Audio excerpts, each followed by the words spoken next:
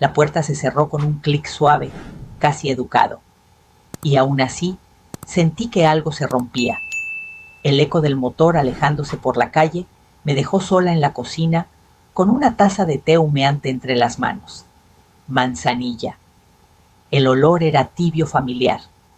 Iba a sonreír y preguntarle a mi nieta qué quería hacer primero cuando la vi inmóvil mirándome sin parpadear. No buscó su cuaderno, no hizo señas, no desvió la mirada. Entonces la niña, que todos creíamos muda desde que nació, abrió la boca y habló despacio con una voz clara que no parecía de una niña. Abuela, no tomes el té que hizo mi mamá. Sentí que la sangre se me congelaba. Me quedé quieta, como si el aire se hubiera vuelto pesado de pronto. El vapor subía en espirales lentas. La taza pesaba más de lo normal. Miré a Lucía otra vez. Sus manos temblaban.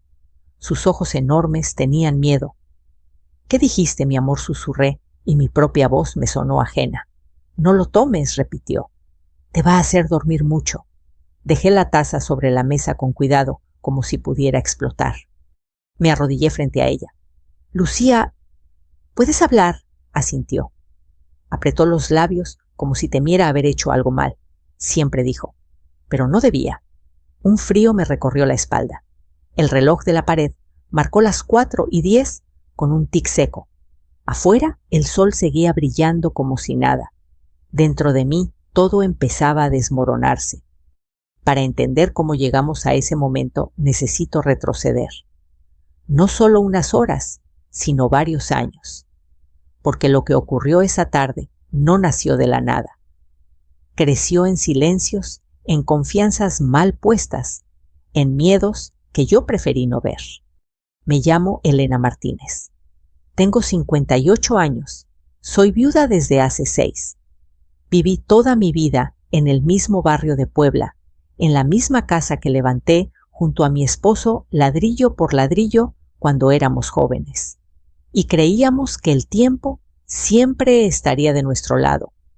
Fui costurera, de las que se levantan temprano y se acuestan tarde. Nunca fui de grandes ambiciones. Mi mundo era pequeño, mi casa, mi hijo, mi fe. Mi hijo Raúl siempre fue bueno. Demasiado bueno, diría su padre. Le costaba decir que no. Cuando conoció a Mariana, pensé que por fin alguien lo ayudaría a ser fuerte. Ella hablaba con seguridad, tomaba decisiones rápidas. Me pareció una mujer resuelta. Ahora sé que confundí firmeza con control. Lucía nació al año de su matrimonio. Era una bebé tranquila, observadora. A los pocos meses, Mariana empezó a decir que algo no estaba bien. No habla, decía. Los doctores dicen que es neurológico. Mostraba papeles diagnósticos difíciles de entender. Yo no dudé. ¿Por qué iba a hacerlo? Era su madre, y yo no sabía nada de medicina. Con el tiempo, aprendí a comunicarme con Lucía de otras maneras. Dibujos, miradas, caricias. Cuando le leía cuentos, se quedaba muy quieta con la cabeza apoyada en mi brazo. Me gustaba pensar que mi voz la calmaba, aunque no pudiera responderme. Nunca imaginé que el silencio no era incapacidad, sino miedo. Esa mañana, Mariana y Raúl llegaron temprano. Traían maletas pequeñas. Mariana sonreía demasiado. «Nos vamos unos días», dijo. «Un viaje rápido. ¿Puede quedarse con Lucía, suegra?» Asentí sin pensarlo. Siempre asentía. Antes de irse, Mariana abrió el refrigerador y sacó un termo amarillo. «Le dejé té para los nervios», dijo. «Usted siempre anda tensa». Insistió en que lo tomara por la tarde. Su voz fue dulce, demasiado dulce. Yo sonreí. No supe ver la grieta. Cuando la puerta se cerró y el coche se fue, el silencio llenó la casa. Y entonces Lucía habló. Volví al presente con un sobresalto. «Mi cielo», le dije, «¿por qué dices que no debo tomarlo?» Lucía bajó la mirada. Sus dedos se entrelazaron. «Porque mamá dijo que así ibas a dormir», respondió. «Y cuando duermes». Ella firma papeles. Tragué saliva. Papeles. Esa palabra me golpeó el pecho. Mariana había mencionado demasiadas veces la casa, los trámites por si acaso. Yo siempre cambiaba de tema. No quería pensar en eso. ¿Qué papeles? Pregunté. Lucía negó con la cabeza. No sé bien, dijo. El papel grande, el de la casa. Me senté en la silla más cercana. Las piernas me flaqueaban. Lucía, dije despacio, necesito que me digas algo. ¿Desde cuándo puedes hablar? Ella se encogió de hombros. Desde antes, respondió. Desde que era chiquita. ¿Y por qué no hablaste? Sus ojos se llenaron de lágrimas. Porque mamá me dijo que si hablaba, te iba a pasar algo malo. La voz se le quebró. Se llevó las manos a la cara. La abracé. Sentí su cuerpo temblar. Mi amor, murmuré. Nunca debiste cargar con eso. Nos quedamos así un momento. El olor del té seguía flotando en el aire. Dulce, traicionero. Miré la taza sobre la mesa. De pronto no era una bebida. Era una amenaza. Lucía, le dije con la voz más firme que pude. Nadie te va a castigar por hablar. Nadie. Me miró con desconfianza, como si hubiera escuchado promesas así antes. ¿De verdad? ¿De verdad? Respiré despacio. Tomé el termo con cuidado y lo aparté. No lo tiré. Algo dentro de mí sabía que no debía hacerlo.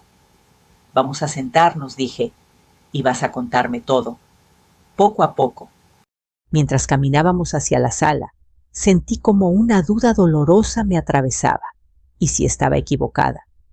¿Y si estaba traicionando a mi hijo al escuchar esto? Cerré los ojos un segundo. Pensé en mi esposo, en lo que siempre decía, la verdad no se esconde, Elena. Solo espera. Esa tarde la verdad había decidido hablar. Y lo había hecho con la voz más inesperada. Esa noche no dormí. Me acosté temprano como siempre, pero el cuerpo se me quedó rígido, tenso, como si el colchón fuera de piedra.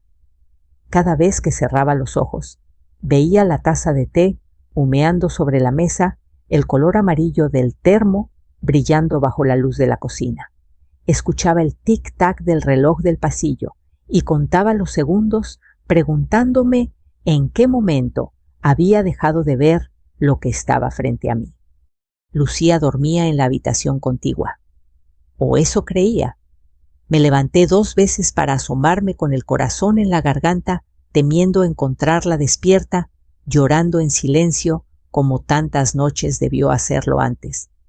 Pero dormía profundamente, abrazada a su muñeca sin un ojo. La vi respirar despacio y sentí una punzada de culpa. ¿Cuántas veces había pasado por esta misma casa sin escuchar lo que realmente estaba pasando? Me senté en la sala, con una manta sobre los hombros, y miré las fotos familiares colgadas en la pared. Raúl de niño, con la rodilla raspada y una sonrisa grande. Mi esposo, el día que inauguramos la casa, orgulloso con las manos llenas de cemento. Mariana, sonriente el día de la boda tomada del brazo de mi hijo. Todo parecía normal en esas imágenes. Demasiado normal. Pensé en mi hijo, en cómo había bajado la mirada tantas veces cuando Mariana hablaba por él, en cómo se quedaba callado cuando ella corregía mis palabras frente a otros. Mi mamá se confunde, decía Mariana riendo, ya sabe la edad. Y yo sonreía incómoda, sintiéndome torpe vieja. Ahora cada uno de esos recuerdos se reacomodaba en mi mente como piezas de un rompecabezas oscuro. Al amanecer preparé café. No té. El olor fuerte del café me devolvió un poco de claridad. Lucía apareció en la cocina con pasos pequeños todavía en pijama. ¿Dormiste, abuela?, preguntó en voz baja. Un poquito mentí. Ven, siéntate. Desayunamos en silencio. Yo la observaba mientras comía despacio, como si temiera hacer ruido. Esa costumbre me partió el alma. Lucía, le dije con suavidad, no tienes que hablar si no quieres. Podemos ir despacios. Ella asintió, pero después de unos segundos dijo, quiero contarte. Me duele aquí y se tocó el pecho cuando no cuento. Respiré hondo. Entonces dime, mi amor, lo que recuerdes. Lucía empezó a hablar con frases cortas, a veces repitiéndose, buscando las palabras. Mamá escribía tu nombre, dijo, muchas veces, en papeles blancos. Yo estaba en la escalera. Ella no me vio. ¿Cuándo fue eso?, pregunté. Muchas noches, respondió. Cuando papá dormía, mamá decía, se detuvo frunciendo el ceño, decía que tú eras vieja, que no entendías. Sentí un golpe seco en el pecho, no por la ofensa, sino por la frialdad con que había sido pensada. Y que más decía, Lucía se encogió de hombros. Decía que la casa iba a ser de nosotros, que solo faltaba una firma. Firma. Otra vez esa palabra. Lucía, dije con cuidado. ¿Alguna vez viste a tu mamá poner algo en el té? Asintió rápido, como si esa imagen estuviera muy clara en su mente. Un polvito, dijo, de un frasco azul. Lo escondió después. Te dijo algo Lucía bajó la voz. Me dijo que no dijera nada, que si hablaba, tú te ibas a enfermar mucho. Se le llenaron los ojos de lágrimas. Empezó a temblar. La abracé fuerte. Ya pasó, le dije. Ya me lo dijiste. Estoy aquí. Ese mismo día tomé una decisión que me dolió más de lo que esperaba. Tenía que fingir. Fingir que creía el viaje.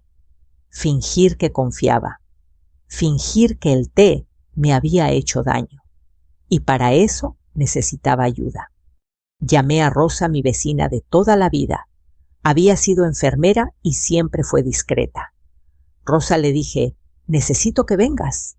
Es importante. Llegó esa tarde. Miró la taza del termo, mi cara pálida. No hizo preguntas innecesarias. ¿No lo tomaste?, preguntó. No respondí. Pero necesito saber qué tiene. Rosa frunció el ceño. Puedo llevar una muestra a un laboratorio privado, dijo. Conozco a alguien. No es rápido, pero es seguro. Asentí. Gracias. Mientras ella tomaba la muestra con cuidado, Lucía observaba desde la puerta, agarrada al marco. Es una niña muy callada, comentó Rosa. Lucía me miró dudando. Yo le sonreí. Ya no tanto, dije. Rosa no preguntó más. Los días siguientes fueron una espera angustiosa. 3 días. 3 noches de poco sueño, de pensamientos que no se callaban. Pensaba en Raúl. ¿En qué pasaría cuando todo saliera a la luz? ¿Lo perdería? ¿Me odiaría por enfrentar a su esposa? A veces el miedo me hacía dudar. Me sentaba frente al teléfono y pensaba en llamarlo, en advertirle. Pero algo me detenía. Si lo hacía, Mariana lo sabría. Y entonces todo se vendría abajo. El 4.º día, Rosa me llamó. Elena dijo con voz grave. El té tiene un sedante fuerte y un laxante. No mata, pero deja a una persona mayor fuera de combate por días. Colgué y me quedé sentada mirando la pared. No lloré. Sentí algo distinto. Una certeza fría. Ya no podía hacerme la distraída. Esa noche envié un mensaje a Mariana. Me siento muy mal.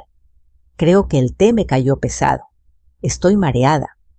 La respuesta llegó rápido. Demasiado. Descansa, suegra. Eso se pasa. Nada más. No preguntó si necesitaba algo. No preguntó por su hija.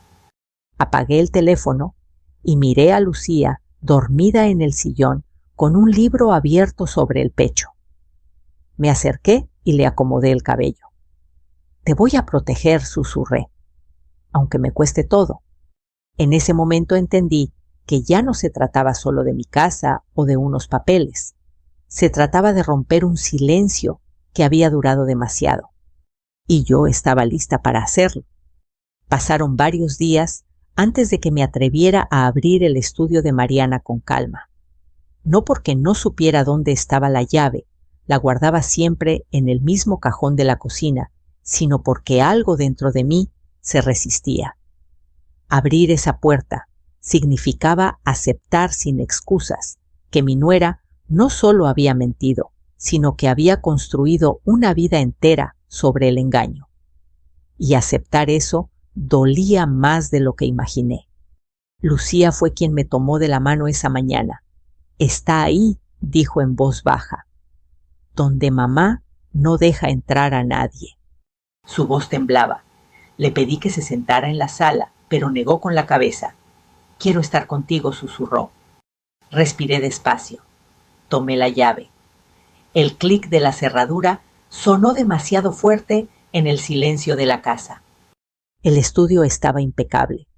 Demasiado. Un escritorio grande, carpetas alineadas, una impresora nueva, que casi no se usaba. Olía a papel y a limpiador. No era un lugar vivido. Era un lugar pensado. Me acerqué al escritorio y vi el cajón con la cerradura digital. «Mamá siempre pone el mismo número», dijo Lucía acercándose. «El de los cumpleaños de papá. Lo vi muchas veces». Tecleé los números con cuidado. ¡Pip! El cajón se abrió. Sentí un nudo en el estómago. Dentro había copias de mis documentos, mi identificación, recibos de predial, estados de cuenta antiguos. Todo ordenado en folders con etiquetas escritas a mano. En uno de ellos leí mi nombre. Elena M. «Dios mío», murmuré. Saqué el folder y lo abrí. Encontré hojas con firmas. Mi nombre una y otra vez, escrito con una letra parecida a la mía, pero no igual. El trazo de la E era más rígido. El remate final no coincidía.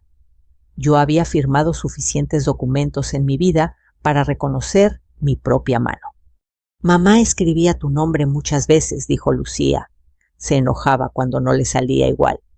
Sentí un escalofrío.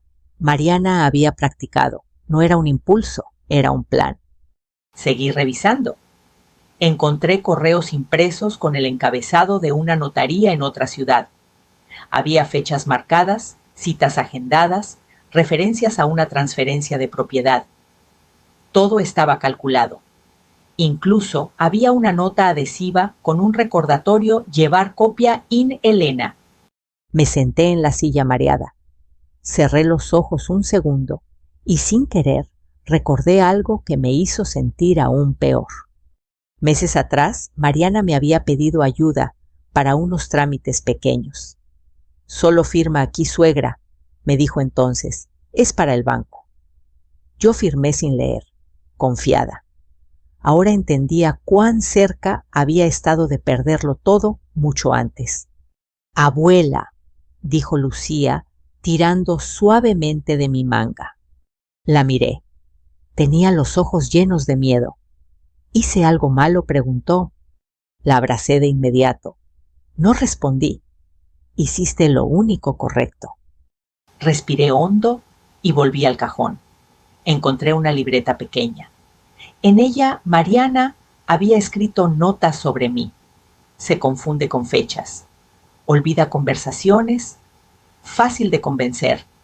Sentí una mezcla de rabia y vergüenza. ¿Cuántas veces había dudado de mí misma por comentarios así? Lucía bajó la mirada. «Mamá decía eso cuando hablabas con otras personas», susurró. «Yo estaba ahí. Nadie me veía». Ese comentario me rompió algo por dentro. La invisibilidad había sido su escudo y su condena. Cerré el cajón con cuidado. No quería que nada pareciera fuera de lugar. Si Mariana sospechaba todo, se vendría abajo. Guardé los documentos, tal como estaban memorizando cada detalle. Esa tarde, mientras Lucía dibujaba en la mesa, yo caminé por la casa como si fuera ajena. Toqué las paredes, los marcos de las puertas. Todo lo que había construido con mi esposo estaba en peligro. Me senté en la cama y lloré en silencio, tapándome la boca con la mano para que Lucía no me oyera. Pensé en Raúl, en mi hijo. ¿Hasta dónde sabía? ¿Había firmado algo o solo había callado? La idea de enfrentarlo me llenaba de miedo. No quería perderlo, pero tampoco podía seguir protegiendo una mentira. Esa noche, tomé el álbum de fotos familiares y lo abrí en la página de la boda. Mariana sonreía. Raúl parecía nervioso, pero feliz. Cerré el álbum con un suspiro largo. No te reconozco, susurré. A ninguno de los dos. Al día siguiente, Rosa volvió a pasar. Le conté lo que había encontrado. Esto es serio, Elena dijo.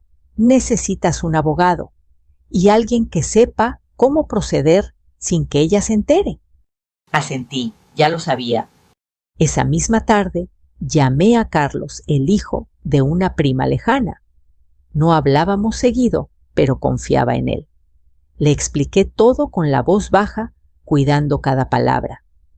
Hubo un silencio largo al otro lado de la línea. Tía, dijo finalmente, esto no se puede hacer rápido, hay que hacerlo bien. Necesitamos tiempo y pruebas sólidas. Tiempo. Esa palabra me dio miedo y alivio al mismo tiempo. Lo entiendo, respondí. Solo protégenos. Colgué y miré a Lucía, que estaba sentada en el suelo, concentrada en colorear. Mi amor, le dije, puede que esto tome un poco. ¿Está bien? Me miró y asintió despacio. Mientras tú estés conmigo, dijo, puedo esperar. La abracé. En ese momento supe que ya no había vuelta atrás. Había visto demasiado. Sabía demasiado. Y aunque el miedo seguía ahí, también había algo nuevo creciendo en mí, la determinación de no volver a callar jamás. Los días siguientes se estiraron como una cuerda tensa a punto de romperse. Carlos fue claro, desde el principio no había que precipitar nada. Si se mueve una pieza antes de tiempo, Mariana lo va a notar, me dijo, y cuando alguien así se siente acorralado, se vuelve más peligroso. Acepté, aunque me costó. Esperar siempre ha sido una de mis debilidades. Cada mañana despertaba con la sensación de que algo terrible podía ocurrir en cualquier momento. Me levantaba, preparaba el desayuno y fingía normalidad por Lucía, pero por dentro vivía en alerta constante. Cualquier ruido del teléfono me hacía brincar. Cualquier coche que se detenía frente a la casa me helaba la sangre. Rosa pasó varias veces esos días. Traía pan, se sentaba un rato, hacía conversación ligera, como si no estuviera ayudándome a enfrentar la peor traición de mi vida. Una tarde, mientras Lucía coloreaba en la mesa, Rosa me tomó del brazo y me llevó a la cocina. Ya hablé con el laboratorio, me dijo en voz baja. Necesitan unos días más para confirmar concentraciones exactas. No quieren equivocarse. Asentí. Que se tomen el tiempo que haga falta, respondí. Prefiero esperar que fallar. Esa noche casi no dormí. Me quedé sentada en la cama, mirando el techo, escuchando el viento golpear suavemente las ventanas. Pensé en mi esposo, en lo que diría si estuviera aquí. Siempre fue un hombre sencillo, pero tenía un sentido de justicia muy claro. No dejes pasar lo que está mal solo por no hacer ruido, solía decirme. Yo había hecho ruido muy pocas veces en mi vida. 2 días después, Carlos me llamó. Ya tenemos algo más sólido, dijo. El laboratorio confirmó sedantes y laxantes en dosis suficientes para incapacitar a una persona mayor durante varios días. No es letal, pero sí intencional. Sentí que el estómago se me cerraba. Aunque lo esperaba escucharlo en voz alta, era distinto. ¿Qué sigue?, pregunté. Ahora necesitamos armar el expediente con calma, respondió. Declaración tuya, análisis, copias de documentos y la declaración de Lucía. Pero eso hay que hacerlo con mucho cuidado. Miré a mi nieta, que estaba sentada en el piso armando un rompecabezas. Ella se pone nerviosa cuando habla de su mamá, dije. No quiero lastimarla más. Lo sé, dijo Carlos. Por eso será con una psicóloga infantil. Nada de interrogatorios, todo a su ritmo. Colgué y sentí una mezcla de alivio y miedo. Esto iba en serio. Ya no era solo una sospecha, era un proceso. Esa misma tarde ocurrió algo que no esperaba. Raúl llamó. Vi su nombre en la pantalla y dudé. Lucía estaba en su cuarto. Contesté. Mamá, dijo él. Su voz sonaba cansada, rota. ¿Cómo estás? Tragué saliva. Mejor respondí. ¿Por qué llamas? Hubo un silencio incómodo. Mariana dice que estás enferma, continuó. Que el té te cayó mal. Miré el termo amarillo guardado ahora en una bolsa sellada dentro del armario. Eso dice, respondí. Raúl suspiró. Mamá, dijo, yo no sé cómo decirte esto. Sentí un nudo en la garganta. Dilo como puedas, le pedí. Sé que algo está mal, admitió. Mariana ha estado muy insistente con los papeles, con la casa. Yo le dije que esperara, que no era el momento. Cerré los ojos. ¿Y qué te dijo ella?, pregunté. Que tú no entiendes, respondió. Que te confundes. Que si no hacemos esto, ahora lo vamos a perder todo. Sentí una punzada de dolor. Raúl, dije despacio. ¿Confías en mí? Hubo otro silencio, más largo. Sí, dijo al fin. Pero también tengo miedo. Esa confesión me dolió más que cualquier acusación. Yo también tengo miedo, respondí. Pero hay cosas que no se hacen, ni siquiera por miedo. No le conté todo. No aún. Pero antes de colgar, me dijo algo que se me quedó grabado. No voy a afirmar nada sin hablar contigo primero. Colgué con las manos temblorosas. No era una traición total. No todavía. Pero tampoco era una defensa clara. Era un hombre atrapado. Esa noche, mientras preparábamos la cena, Lucía me miró de repente. ¿Mi papá está enojado?, preguntó. Me agaché frente a ella. Está confundido, respondí.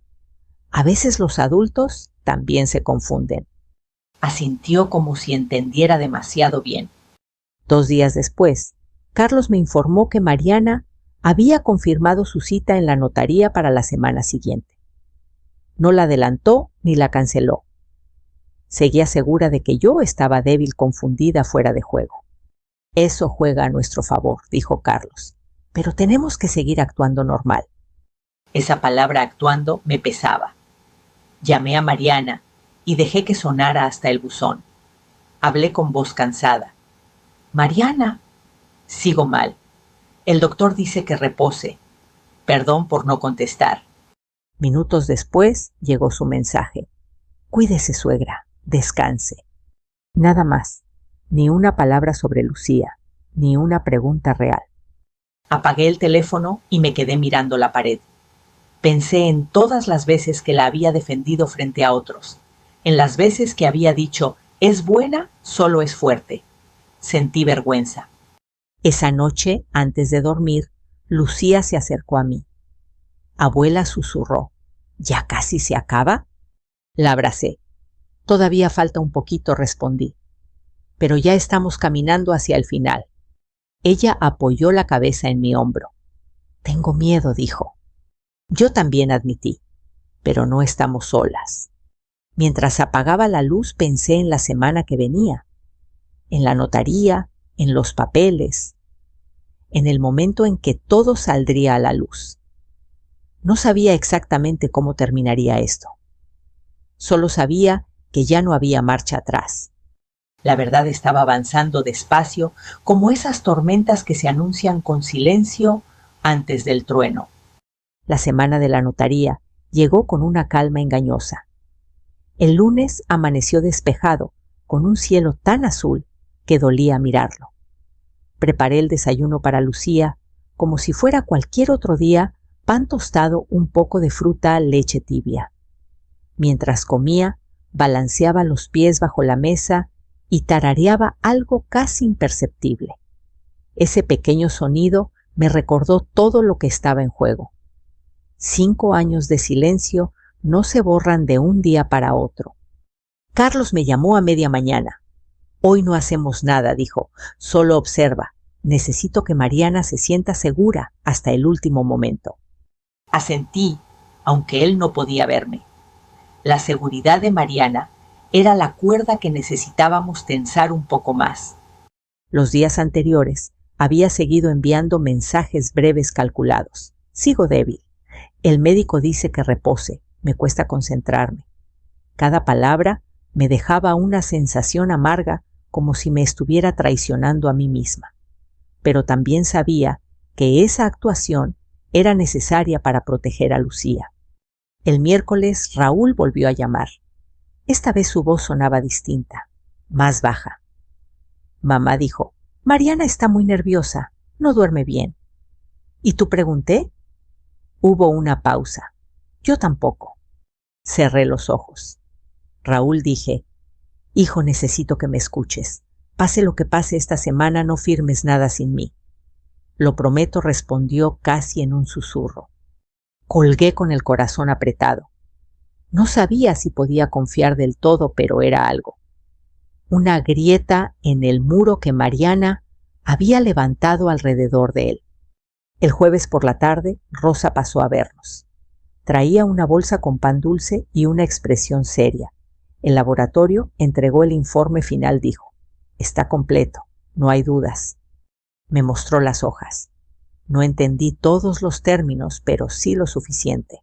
Sedantes, laxantes, dosis repetidas, intención clara.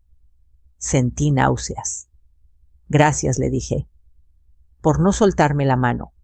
Rosa miró a Lucía, que dibujaba en el suelo. Esa niña es fuerte, dijo, pero necesita descansar. Asentí. Esa noche, Lucía se quedó dormida temprano. Yo me senté en la sala con las luces apagadas pensando en la notaría. No iba a haber arrestos espectaculares ni gritos. Carlos había sido muy claro, primero la denuncia formal, luego el proceso. Todo debía quedar bien documentado. La justicia no siempre es rápida, pero puede ser firme. El viernes, el día de la cita, Mariana no llamó, no escribió, nada. El silencio era su forma de control. Carlos me indicó que no fuera a la notaría. Todavía no dijo. Queremos que firmen o al menos que intenten. Eso fortalece el caso. Me costó aceptar quedarme en casa. Cada minuto se estiraba. A las 11 de la mañana el teléfono vibró. Era un mensaje de Mariana. Todo salió bien. Descansa. Leí esas palabras varias veces. Todo salió bien. Sentí un escalofrío. No murmuré. Todavía no.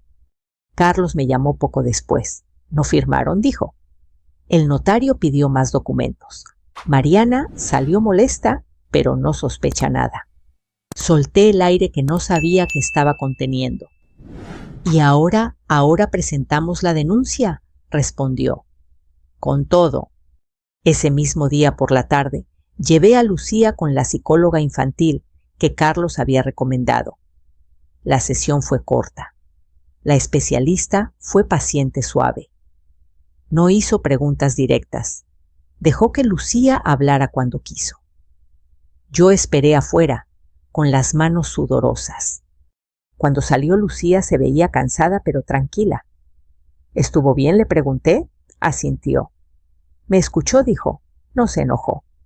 Esa frase me atravesó el corazón. Esa noche, Carlos me confirmó que la denuncia había sido aceptada. El proceso iba a tomar tiempo, pero ya no había vuelta atrás. En los próximos días, me dijo, van a llamar a Mariana y a Raúl para declarar. Me senté en la cama exhausta. Lucía se acercó y se acomodó a mi lado. Abuela, dijo.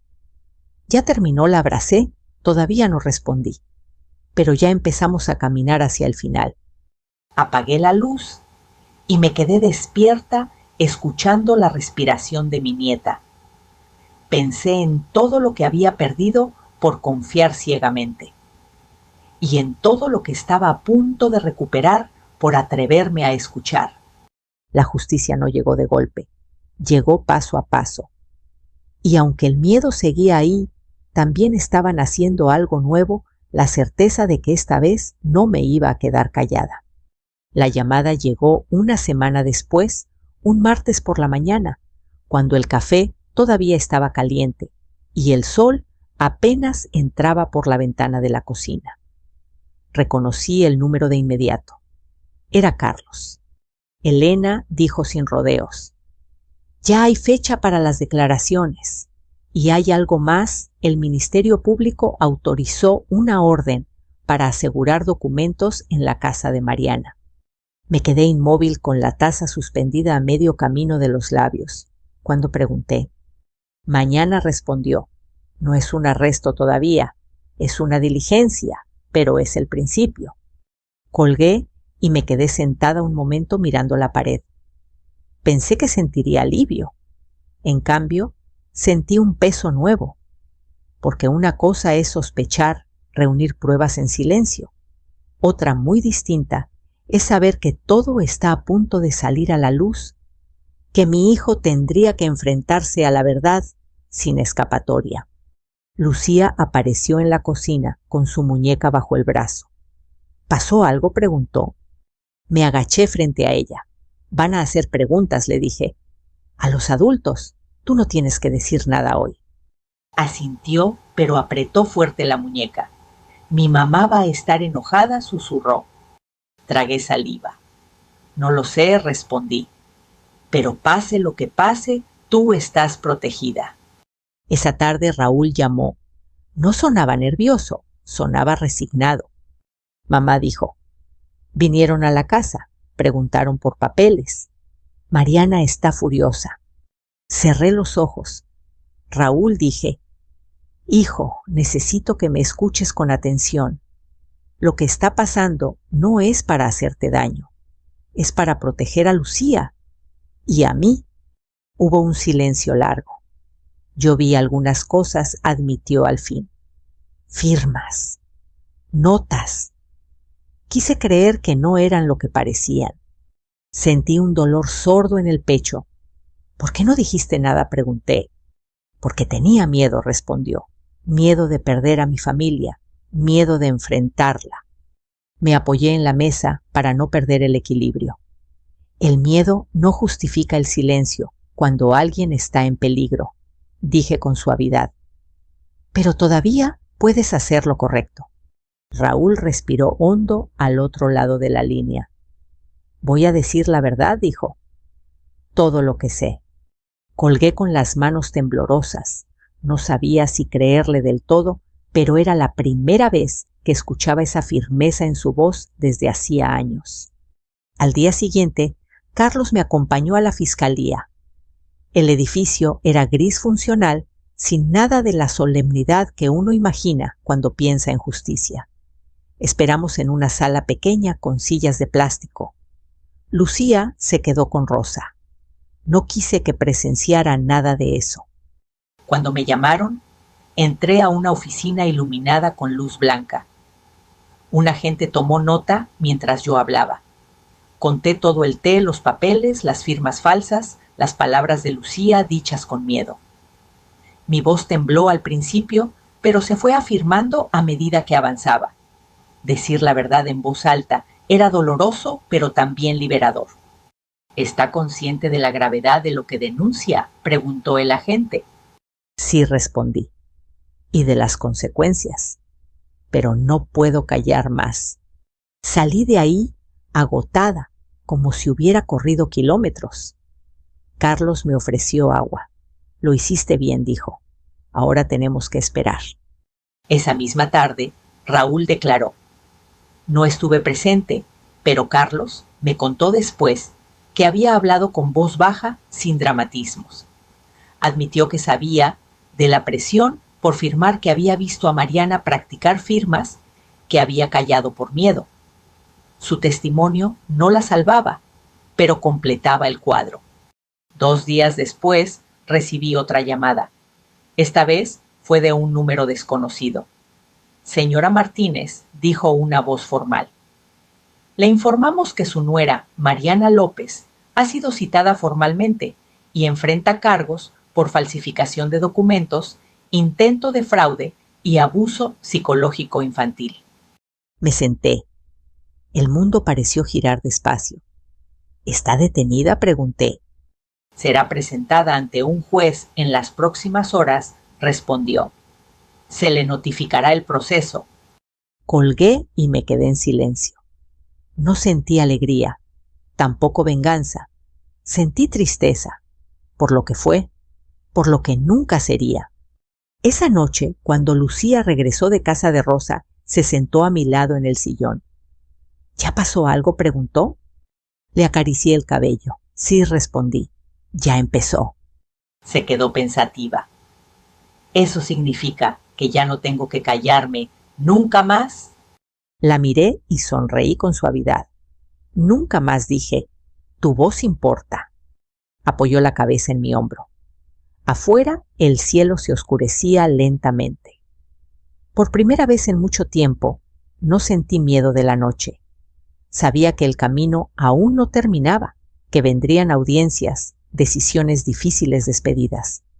Pero también sabía algo más. El silencio había perdido su poder. Y eso para nosotras lo cambiaba todo. La audiencia de custodia se programó 3 semanas después, un martes temprano, cuando la ciudad apenas despertaba. El edificio del juzgado familiar no tenía nada de imponente, paredes claras, pasillos estrechos, el murmullo constante de voces cansadas. Aún así, para mí, ese lugar pesaba más que cualquier catedral. Ahí se decidiría algo que no podía perderse, entre papeles, la seguridad y el futuro de una niña. Lucía se sentó a mi lado, con las piernas balanceándose sin tocar el suelo. Había elegido un vestido sencillo, morado, su color favorito. Antes de entrar, me tomó la mano con fuerza. Abuela, dijo en voz baja. Tengo que hablar. Me agaché para quedar a su altura. Solo si tú quieres, respondí. Nadie te va a obligar. Asintió despacio. Respiró hondo, como había aprendido a hacer en terapia. Raúl estaba del otro lado de la sala. No levantó la vista cuando entramos. Se veía agotado, más delgado. No sentí odio. Sentí una tristeza profunda. La de una madre que entiende que su hijo también fue atrapado, aunque no por eso dejó de fallar. Mariana no estaba presente. Su abogado había solicitado que no coincidiera con la menor. Esa ausencia, curiosamente, me dio algo de calma. El juez revisó el expediente con paciencia. Habló poco. Leyó mucho. El informe del laboratorio, la denuncia formal, las copias de las firmas falsas, el dictamen psicológico. Cuando levantó la vista, sus ojos se posaron en Lucía con una seriedad suave. Lucía dijo, sé que has pasado por cosas difíciles. Quiero preguntarte algo importante, pero solo si te sientes capaz. Lucía me miró. Yo apreté su mano y asentí levemente. Ella se levantó despacio. Puedo, dijo. El juez inclinó la cabeza. ¿Con quién te gustaría vivir? Lucía tragó saliva. Sus manos temblaron un poco. Con mi abuela Elena, respondió. ¿Por qué?, preguntó él. Lucía pensó un segundo. Porque ella me escucha, dijo. Aunque no hablara, me escuchaba. Me leía cuentos. No me decía que estaba mal.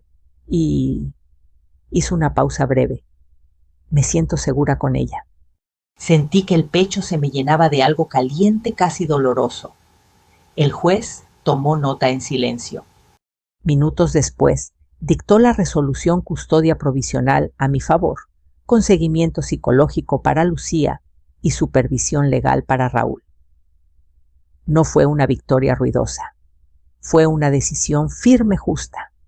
Al salir del juzgado, la luz del mediodía me pareció distinta, más clara. Lucía caminaba a mi lado, hablando despacio, como si todavía se estuviera acostumbrando a usar su voz sin miedo. Me contó de un dibujo que quería terminar de un perrito que había visto en la calle de una canción que le gustaba. Esa tarde volvimos a casa, nuestra casa, la que casi pierdo sin darme cuenta. Preparé café, no té. El olor llenó la cocina y me hizo sonreír. Lucía se sentó a la mesa y empezó a dibujar mientras hablaba sola bajito. No la interrumpí. Escuchar era lo más importante. Las semanas siguientes no fueron fáciles. Hubo citas, papeles, momentos de cansancio. Lucía tuvo días buenos y días en los que el miedo regresaba y se quedaba callada otra vez. Pero ahora sabía algo distinto, podía hablar cuando quisiera. Y cuando no pudiera, también estaba bien. Una noche mientras cenábamos, me miró de repente. Abuela dijo, «Gracias por creerme». Le tomé la mano. «Gracias a ti por hablar», respondí. «Me salvaste». A veces pensamos que escuchar es algo sencillo, pero escuchar de verdad, sin juzgar, sin apurar, puede cambiar una vida. A mí me cambió la mía. Si esta historia te hizo sentir algo, si te recordó la importancia de prestar atención a las voces pequeñas o calladas, te invito a reflexionar un momento. Compartir y escuchar también es una forma de cuidar. Gracias por escuchar mi historia.